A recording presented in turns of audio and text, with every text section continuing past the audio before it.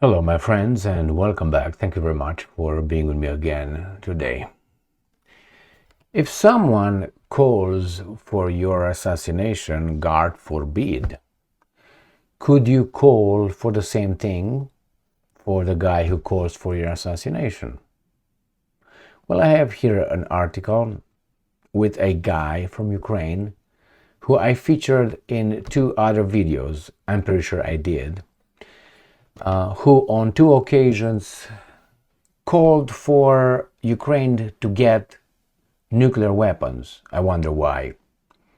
Now the same Ukrainian MP calls for Vladimir Putin's murder.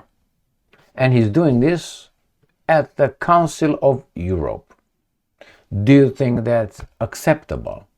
Now, if you think that is acceptable, think of the reverse. All right? So let's look at this article first, coming from Russia Today. It is from the 31st of January 2025. Ukrainian MP calls for Putin's murder at Council of Europe. Such rhetoric would supposedly help Kiev get more aid from its Western backers. Obviously, Russia Today says. Alexei Goncharenko believes. Ukrainian MP Alexei Goncharenko has openly called on European Union lawmakers to support the idea of assassinating Russian President Vladimir Putin and of promoting it among ordinary people. On Friday, the legislator published a video on Telegram of himself making controversial statements at the Parliamentary Assembly of the Council of Europe. According to Goncharenko, Kiev could ramp up support for its cause in the West amid a continuing conflict with Moscow by appealing to the most basic and easily understandable urges of people. To do this, Ukraine needs to draw a clear parallel between the Russian leader's demise and the benefits each and every EU citizen could get from it, he claimed. And I'm quoting this guy. We need to show people why we need to do this. A member of the European Solidarity faction in Kiev's parliament can be telling the pace in English. And I'm quoting again. This is not just our revenge or something. This the best possible investment we can do. And I'm quoting this individual. We are looking for great investments. The best possible investment in the world today is to kill Putin, end quote, he stated. Well, it is unclear when Goncharenko made his statements. He currently chairs the Committee on Migration, Refugees and Displaced Persons in the Parliamentary Assembly of the Council of Europe. According to the MP, Kiev had been telling Europe for 10 years about the fight for human rights, about freedom, about independence, about rules and international treaties. It did receive backing from the West, but not the kind we would like, end quote, he added. Now the lawmaker suggested a change of communication tactics that would include abandoning inflated speech and focusing on topics that everyone understands. And I'm quoting this person again. That's it. Putin's death is not only beneficial to us, but is also beneficial to every German, Frenchman, Hungarian, Pole, Bulgarian. All this will affect their wallets. I think this message is clearer and simple.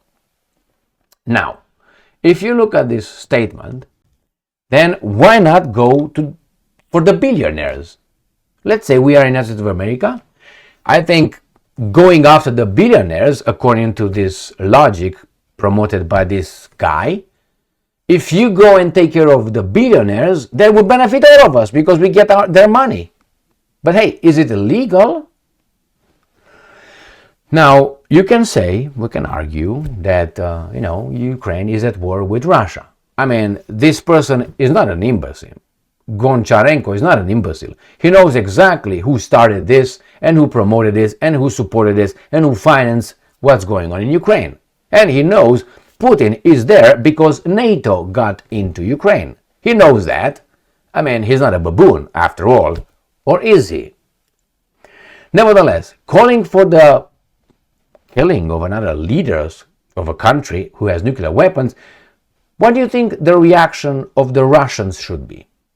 I can tell you what my reaction should be, and I'm a little bit, hot-headed, let's put it mildly.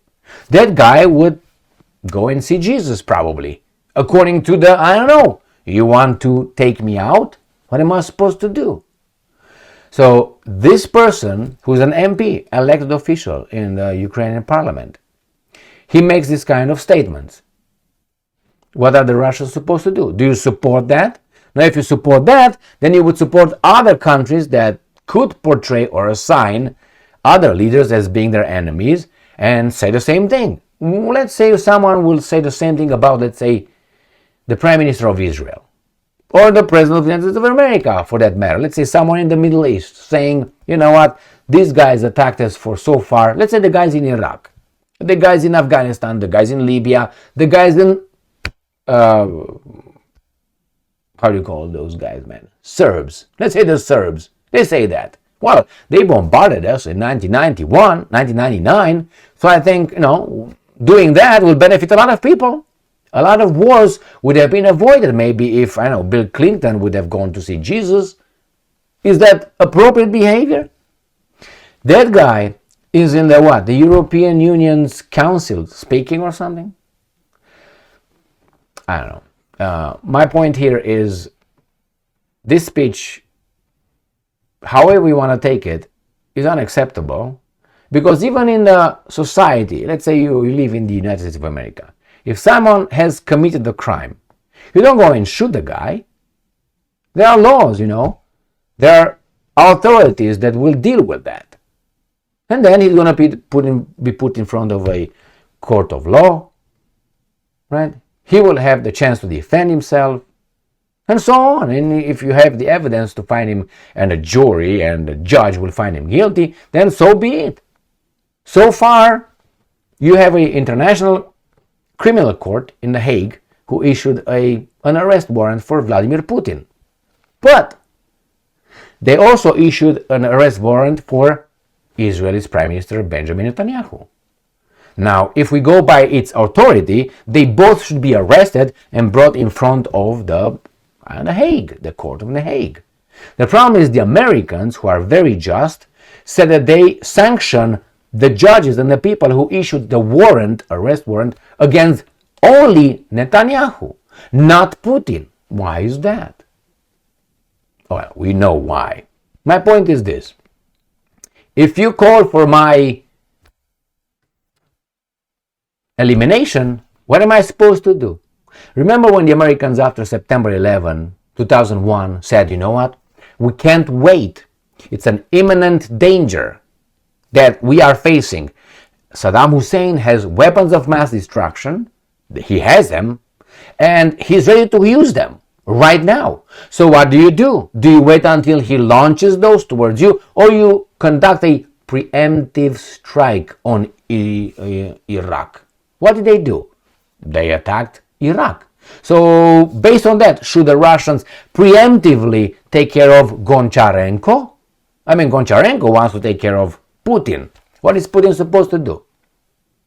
Well, here it is, my friends. You support this kind of people, and when the Russians are telling you that in Ukraine there are elements of a certain kind of stripe, the mass media in the West tries all its possible way to hide that, not to promote it, until the Ukrainians step wrongfully to the left or to the right of the narrative. And once they do that, you're going to find out that this Goncharenko probably has a tattoo with something somewhere. He said something, he did something. You're going to find out all about this guy. As of now, he is protected. Let me show you what this guy said a while ago. And I'm not sure if this was during the Munich conference, because he said it again, but I have this little article. I made 2 videos on this guy. And this is from Pravda. You can say, well, Pravda says blah, blah, blah, blah, blah. Okay, doesn't matter what Pravda says, it matters what this guy said. And I remember when he said, the same guy, Kiev should, and I'm quoting this guy, disregard everything and everyone, and become a nuclear power MP. So this is the same guy. Alexei Goncharenko has argued NATO will not be sufficient protection. Ukraine must become a nuclear power to protect itself no matter the consequences, an opposition MP said on Tuesday. Becoming a member of NATO with the current government hopes it will happen. It is not enough, Alexei Goncharenko has argued. So this is the guy, the same guy. This is from, I think this is the other way around here. So it's March 12, 2024. And this is what it is. NATO is a good thing, but NATO will not defend us. Nuclear weapons would. Goncharenko wrote in response to social media, and I'm quoting him again. So we should disregard everything. That means every laws, every United Nations, anything, and everyone, and make a bomb. That's what he said. Then we'll figure things out. So this is the same guy as this guy right here. So what is he saying? He's saying we should have nuclear weapons and we don't give a fuck about any rules and regulations. But hey, we are a country that we love democracy and freedom and the rule of law. And he also says, kill that guy over there, the ruler, elected official of another country. Now, if that's okay for this guy that these guys are supporting, why is not okay for the other ones? What would you do? What would you do if you know that house over there is preparing to get nuclear weapons to attack you? Wouldn't you knock at their door and fuck them up? Anyway, you know what I would do. So, thank you very much for being with me again today. These are the people who the West have been supported for since 2014. Not the 2022. No, 2014. Thank you very much for being with me again today. Stay strong, stay smart, look for the truth, and be just.